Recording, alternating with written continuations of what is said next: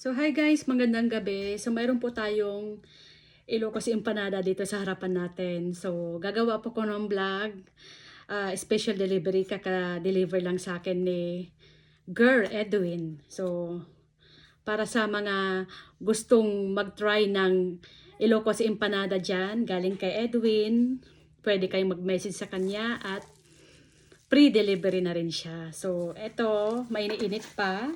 Meron tayo dito ang Ilocos empanada. Ayan. So, ilang piraso to? 5 piraso, guys. Yan, ganyan siya kalaki. So, titikman natin, guys. Samahan niyo akong tikman natin ang ating Ilocos empanada. Kung gaano siya kasarap. Dahil may kasama na siyang, syempre, suka. So, titikman din natin yung suka niya, guys, kung anong lasa din yung suka niya. Pero, dito ako na-amaze. Kasi, kung ano yung mga binablog sa mga nagtitrending, ganun din sa personal yung nakita kong empanada na nasa isip ko. So, yung expectation ko na empanada, ganun din yung nakita ko dito sa empanada ngayon na in-order natin. So, tara na guys, titikman na natin ang ating Ilocos empanada. So, ayan. Ang laki guys, ito yung Ilocos empanada ni Edwin. Ayan, ganyan kalaki. So, ito yung mukha natin. Alam nyo naman na ganito yung mukha natin guys. Ganyan pa yung kalaki ng Ilocos empanada. So, ganyan siya kalaki. So, tara na guys. Tikiman na. So, ito yung suka.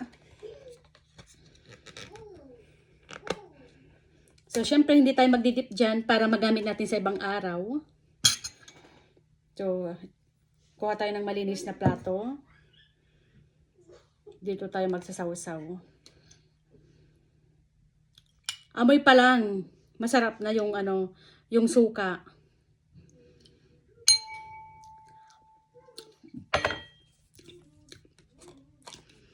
Maanghang na, maasim-asim na may pagkatamis ng konti. Yung kanyang suka. So, ito na guys, mainit-init pa ang ating Ilocos empanada. So, itry na natin. Tikman natin.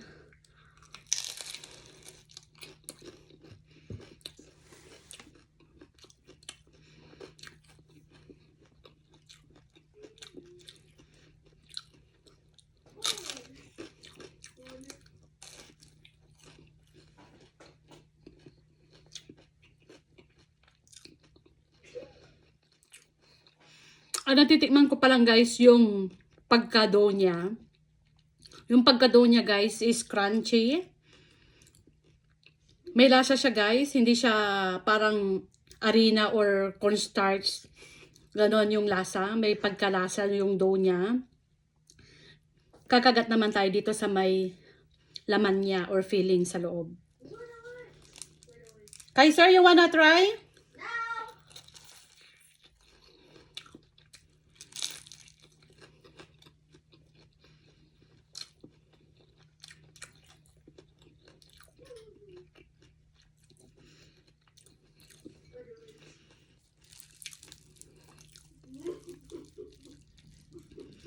Ito yung laban ng Ilocos empanada. Ganyan. Ay, Daddy, nagbablog ako. Mamaya na sabi ko sa'yo. Masyado. okay na.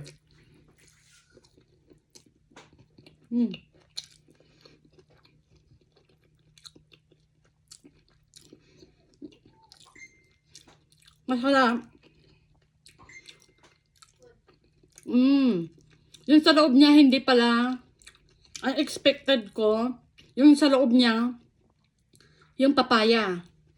Hindi pala papaya sa loob, guys. Yung sa loob niya is cabbage.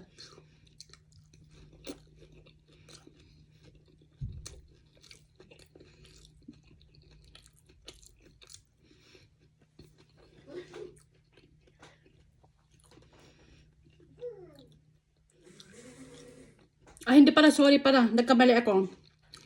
Lasa siyang cabbage, pero hindi pala siya cabbage. Ito na pala yung papaya niya, guys. Kasi mayroon siyang dalawang klase. Mayroon siyang empanada na yung vegetable niya is cabbage o repolyo daw. Ibang presyo. Tapos mayroon din siyang Ilocos empanada din na papaya mismo yung gagamitin niya. So, ito yung in-order ko is papaya mismo yung nasa loob. So, ang masasabi ko sa feelings, tama lang guys. Tamang-tama lang yung timpla niya. Tsaka, talagang partner niya talaga ang suka.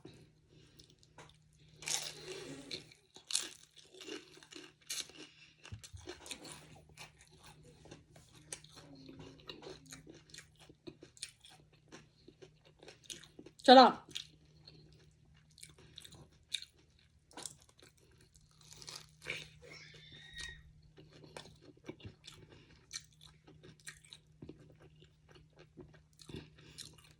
Nakailang kagat na ako pero hindi pa rin nakakalahati. Ganun siya kalaki. So, worth it yung bayad natin. Worth it yung lasa. Patay yung suka. Masarap. Yan.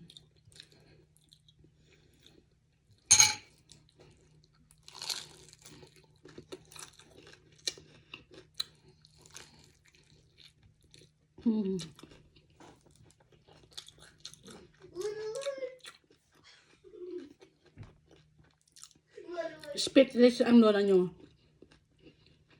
Ang tagal ko na kasi itong gustong kainin. Ang tagal na ako nag-grade ng Ilocos empanada. Hindi ko alam kung saan ako pwede mag-order. Hindi ko naman alam kung paano ako magluto nito. Hindi ko naman alam paano iluto. So, good thing na iluto ni Girl Edwin. So, good thing nakakita ako ng taong magluluto ng Ilocos empanada na gusto kong kainin. So, maraming salamat. Try nyo din guys. Ayan, ang sarap pala nito. Talagang masarap talagang dinidip sa suka guys.